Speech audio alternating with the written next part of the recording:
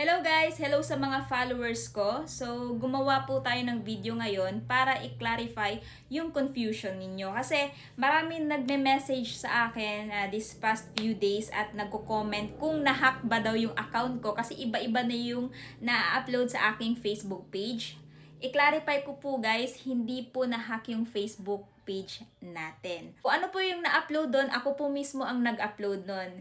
Kasi ganito yan, before kasi 2024, marami na nagre-request sa akin, gusto daw nila makita kung ano ba ako behind the camera, kung ano ba yung lifestyle ko, kung ano ba yung ginagawa ko. So this time, since 2025 na, hindi lang po pagmumotor yung makikita yung content dito sa aking Facebook page. Makikita nyo din po yung other side of Langga.